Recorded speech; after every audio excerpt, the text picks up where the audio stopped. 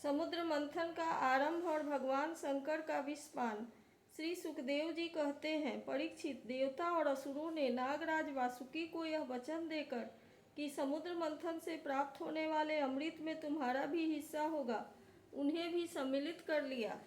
इसके बाद उन लोगों ने वासुकी नाग को नेति के समान मंद्राचल में लपेटकर भली भांति उद्यत हो बड़े उत्साह और आनंद से अमृत के लिए समुद्र मंथन प्रारंभ किया।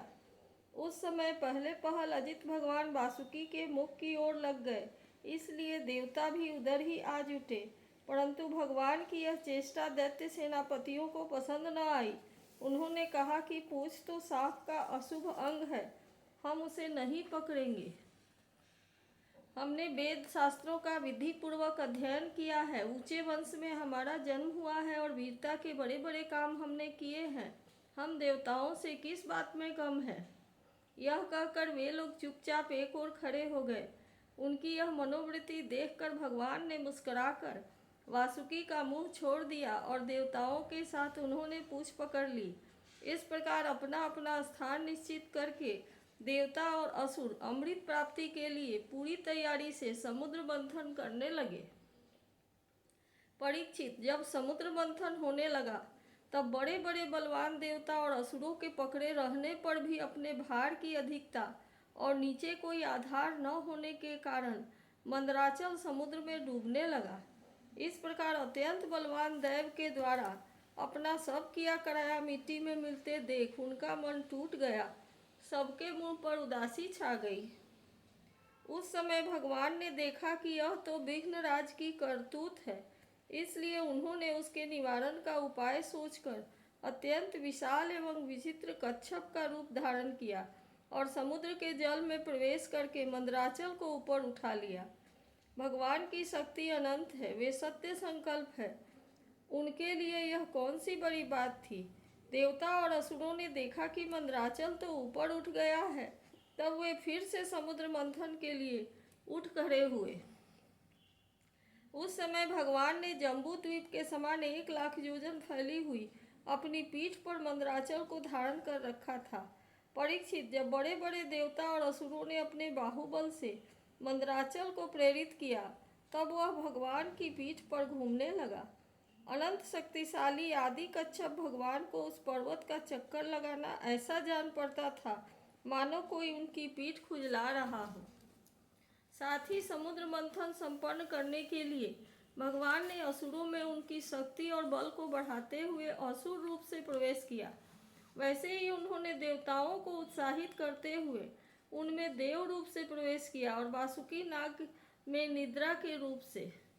इधर पर्वत के ऊपर दूसरे पर्वत के समान बनकर सहस्त्रबाहु भगवान अपने हाथों से उसे दबाकर स्थित हो गए। उस समय आकाश में ब्रह्मा, शंकर, इंद्र आदि उनकी स्तुति और उनके ऊपर पुष्पों की वर्षा करने लगे। इस प्रकार भगवान ने पर्वत के ऊपर उसको दबा रखने वाले के रूप में, नीचे उसके आधार कच्छप के रूप में, देवता और असुरों के शरीर में उनकी शक्ति के रूप में, पर्वत में दृढ़ता के रूप में और नेति बने हुए वासुकी नाग में निद्रा के रूप में, जिससे उसे कष्ट न हो, प्रवेश करके सब ओर से सबको शक्ति संपन्न कर दिया। अब वे अपने बल के मद से उन्मत्त होकर मद्राचल के द्वारा बड़े वेग से समुद्र मंथन करने लगे। उस समय समुद्र और उसमें रहने वाले मगर, मछली और जीव क्षुब्ध हो उठे। नागराज वासुकी के हजारों कठोर नेत्र, मुख और श्वासों से विष की आग निकलने लगी। उनके धुएं से पौलेम, काले, बलि, इलवल और असुर निश्चेत हो गए। उस समय वे ऐसे जान पड़ते थे मानो दावानल से झुलसे हुए साखू के पेड़ खड़े हों। देवता भी उनसे न बच सके। वासुकी के श्वास की लपटों से उनका भी तेज फीका पड़ गया। वस्त्र, माला, कवच और मुख धूमिल हो गए। उनकी यह दशा देखकर भगवान की प्रेरणा से बादल देवताओं के ऊपर वर्षा करने लगे एवं वायु समुद्र की तरंगों का स्पर्श करके शीतलता और सुगंधि का संचार करने लगे। इस प्रकार देवता और असुरों ने समुद्र मंथन करने पर भी जब अमृत न निकाला, तब स्वयं अजित भगवान समुद्र मंथन करने लगे। मेघ के समान सांवले शरीर पर सुनहला पीताम्बर, कानों में बिजली के समान चमकते हुए कुंडल, सिर पर लहराते हुए घुंघराले बाल, नेत्रों में लाल लाल रेखाएं और गले में बनमाला सुशोभित हो रही थी। संपूर्ण जगत को अभय दान करने वाले अपने विश्व विजयी भुजदंडों से वासुकी नाग को पकड़कर तथा कूर्म रूप से पर्वत को धारण कर जब भगवान मंदराचल की मथनी से समुद्र मंथन करने लगे, उस समय वे दूसरे पर्वतराज के समान बड़े ही सुंदर लग रहे थे। जब अजित भगवान ने इस प्रकार समुद्र मंथन किया, तब समुद्र में बड़ी खलबली मच गई। मछली, मगर, सांप और कछुए भयभीत होकर ऊपर आ गए और इधर उधर भागने लगे।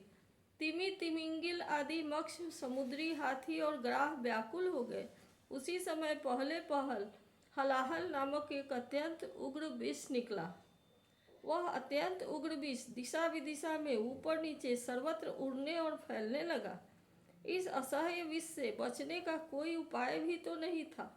भयभीत होकर संपूर्ण प्रजा और प्रजापति किसी के द्वारा त्राण न मिलने पर भगवान सदाशिव की शरण में गए। भगवान शंकर सती जी के साथ कैलाश पर्वत पर विराजमान थे। बड़े बड़े ऋषि मुनि उनकी सेवा कर रहे थे। वे वहाँ तीनों लोकों के अभ्युदय और मोक्ष के लिए तपस्या कर रहे थे। प्रजापतियों ने उनका दर्शन करके उनकी स्तुति करते हुए उन्हें प्रणाम किया। प्रजापतियों ने भगवान शंकर की स्तुति की।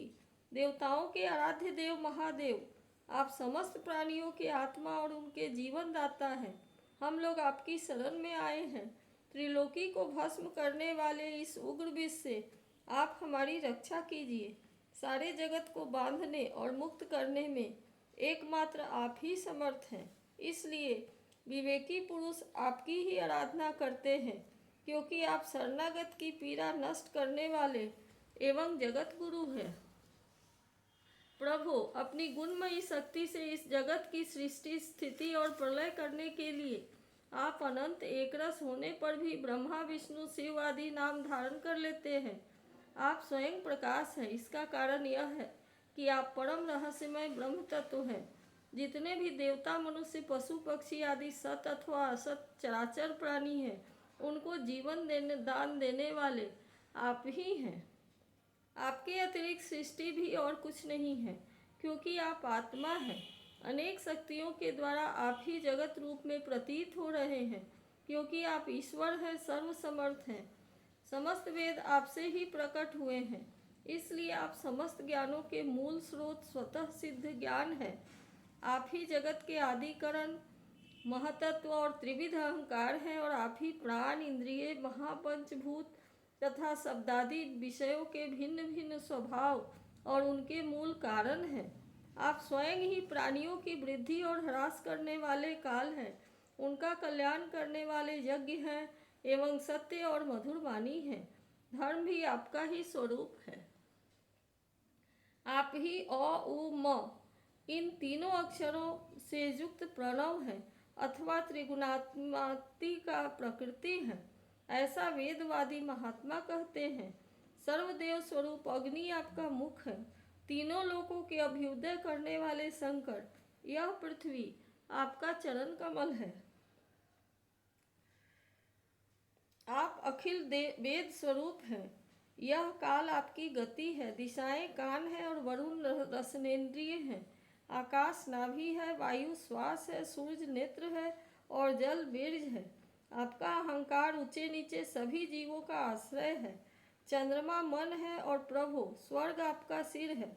वेद स्वरूप भगवान, समुद्र आपकी कोख है।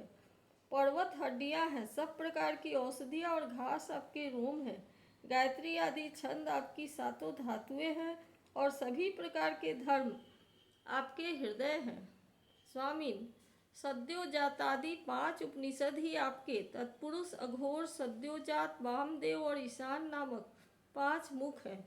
उन्हीं के पदच्छेद से 38 कलात्मक मंत्र निकले हैं। आप सब समस्त प्रपंच से उपरत होकर अपने स्वरूप में स्थित हो जाते हैं, तब उसी स्थिति का नाम होता है शिव। वास्तव में वही स्वयं प्रकाश परमार्थ तत्व है। अधर्म की, दंभ, लोभ आदि तरंगों में आपकी छाया है, जिनसे विविध प्रकार की सृष्टि होती है। वे सत्व, रज और तम आपके 3 नेत्र हैं। प्रभु, गायत्री आदि छंद रूप सनातन वेद ही आपका विचार है, क्योंकि आप ही सांख्य आदि समस्त शास्त्रों के रूप में स्थित हैं और उनके कर्ता भी हैं।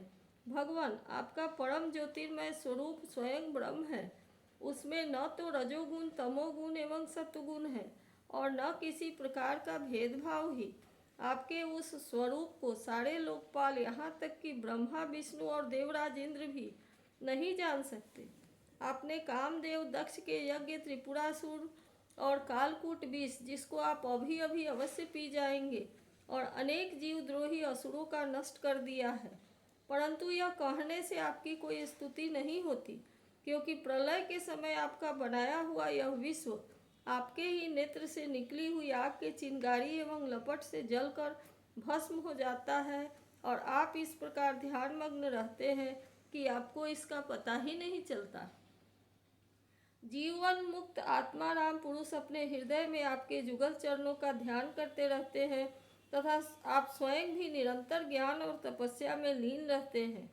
फिर भी सती के साथ रहते देखकर जो आपको आसक्त एवं स्मशानवासी होने के कारण उग्र अथवा निष्ठुर बतलाते हैं, वे मूर्ख आपकी लीलाओं का रहस्य भला क्या जाने। उनका वैसा कहना निर्लज्जता से भरा है।